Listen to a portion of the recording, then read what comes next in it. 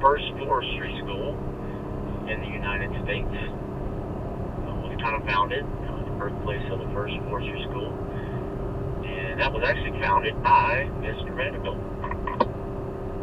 So obviously he had a huge passion for forestry and just kind of land management in general, and conserving the forest, and decided he wanted to pass that legacy down to future generations. The best way to do that was to start his own forestry school. So that's what he did. It's kind of right in this area. Once you pass the sign, if you look through the trees on the right, you're going to see a couple old buildings back there. Those are actually original school buildings. One was a general store for the school. The one on the right was the Rangers sleeping quarters as well as students. And there's another one through the trees there on your right, another student housing building, original.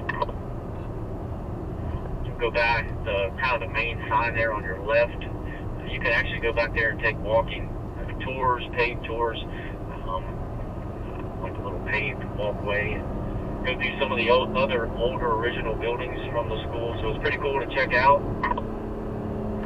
But again, other schools obviously popped up across the country through the years, but this was the original forestry school in America, and it was actually kind of the catalyst for the U.S. Forestry Service. So,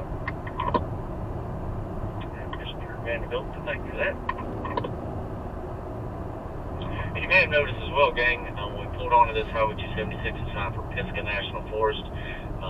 Remember, on the parkway, we were actually in a national park. This is actually a national forest, and originally when this was formed, after Mr. Vanderbilt passed away, his wife Edith conveyed about 85,000 acres of their own property to the federal government, supposedly at a price of about $5 an acre.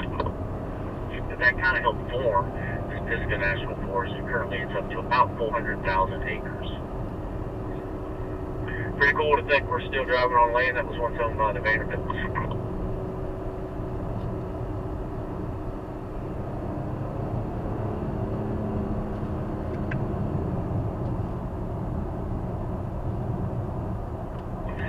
And what I want us to do now is I want us to go back into automatic mode. So pull back. I want us to stay in sport, but pull back on that right shift paddle, if you would, and you'll see that it takes the gear, displaying the gear off of your dash there. It'll put it back into the automatic transmission mode. And I just want you to notice as we kind of continue on down the mountain, kind of how the car is shifting still. It's actually kind of doing what we were doing in the manual mode, but it just shows you how smart and intuitive the drivetrain transmission is and all that they have with this HST. You'll feel it actually as you start to kind of slow down for some of the corners. It'll drop down a gear, get you into those lower gears, so you're ready to accelerate back off the corner. Same thing if you're coming down to a stop, and you're on the brakes. Harder you're on the brakes for some of these corners, the more it'll downshift, maybe 1 or 2 gears for you. But again, kind of doing the same thing we were doing with that manual. Slowing the car down for the corner, then dropping down a gear before we get to the corner. It's going to kind of be doing the same thing for you in automatic mode. And you're probably noticing that little blip in the throttle when it does do a downshift. Again, gang, that is trying to match the engine speed with the wheel speed when you do a downshift to make that transition into the lower gear much more seamless, much smoother, much easier on your drivetrain. So that is a great feature that they put in these HSTs as well. An auto rev match.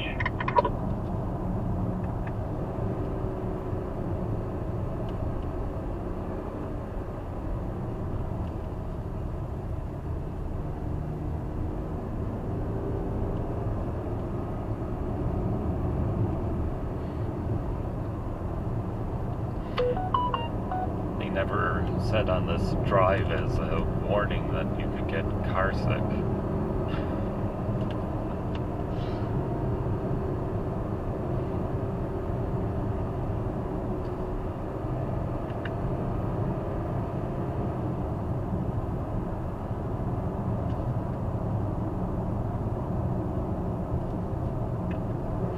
This forest must be beautiful in the spring. We're about a mile out or so, I guess, from from that waypoint that we put in, that sliding rock. And again, we're not stopping there today, unfortunately, gang.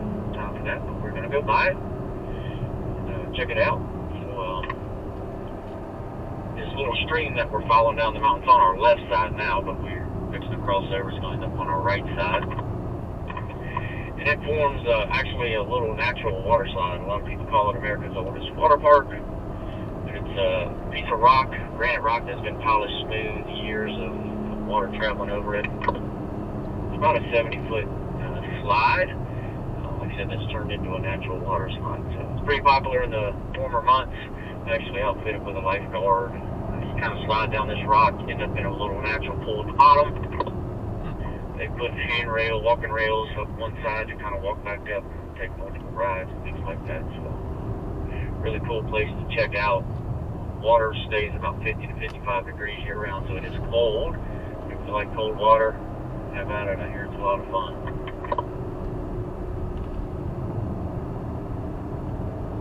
Before we get to that, we might get to check out that Looking Glass Rock. So make this next sharp right turn here. If you kind of look up through your windshield and off to the right, you might catch a glimpse of it. Through the trees, yep, you can see it today, gang, so a quick glimpse there. Then you'll make the second right turn. Again, you're kind of looking straight up at it through your windshield. The trees are pretty full, but you can't see it today.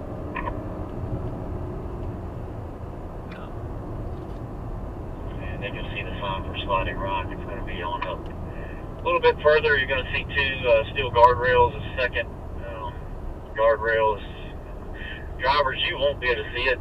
Don't try to look. But passengers, if you look hard over your right shoulder through the trees there, you'll catch a glimpse of the water kind of coming down the rock there.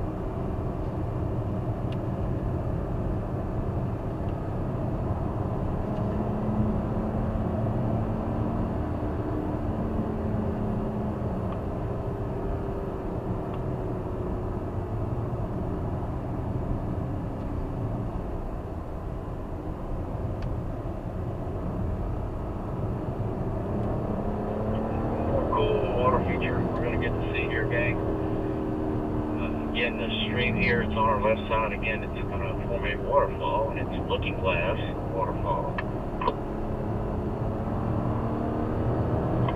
It's going to be on our left up here again. Drivers, you won't really be able to see this, but passengers, we're going to make a sharp left turn, and you'll be able to kind of look over your left shoulder and catch a glimpse of it. But it's about a 70-foot waterfall drop. Again, a really popular spot. You'll see the sign for it, a viewing area. People already there this morning checking it out. You can actually, they've got stairs that actually go down to the base waterfall, and people get in, swim around. You can actually swim kind of back behind the waterfall and look back through it. It's a neat place to check out.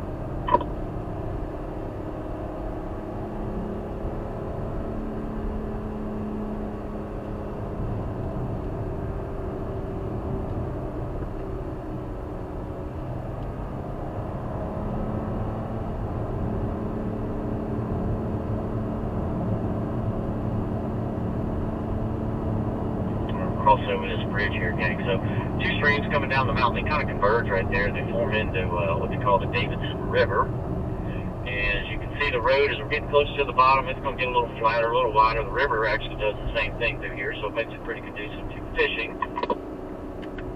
And this Davidson River, it's actually a blue ribbon rated stream, which is one of the highest ratings you can get for fishing waters.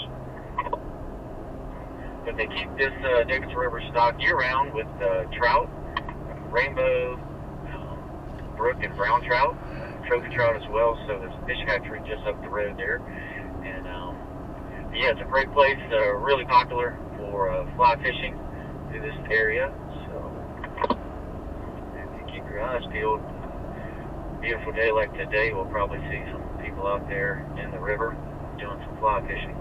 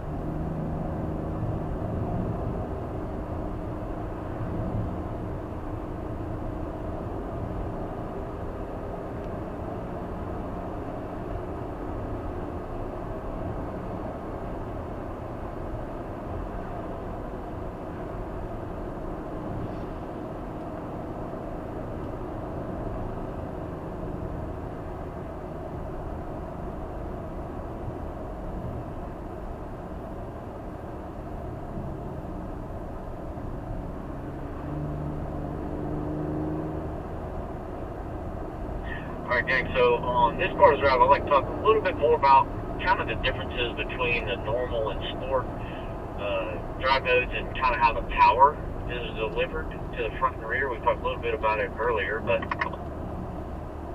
I want to show you something pretty cool, a little feature on the Edge STs. But if you would, over on your left spoke of the steering wheel, those arrows there on the steering spoke, if you kind of scroll through those, up or down, and I want you to pull up that little screen. It's going to be over on the left side of the dash there next to your fuel gauge. The one that says Intelligent All-Wheel Drive. And try to scroll through it and pull that up for me. Should look like a car, overhead view of a car with some blue lines from behind it. But as you're in sport mode now, this part of the road here, when you get a chance that you're kind of safe to do so, I want you to kind of accelerate pretty aggressively in a couple little spots, and when you have a little room there, nothing too crazy, gang, but just kind of, I want you to see how those lines kind of go front and rear on that display screen there. But we talked about in sport mode how the power is kind of delivered almost 50-50 front and rear, which is advantageous when you're doing some performance driving. giving you good track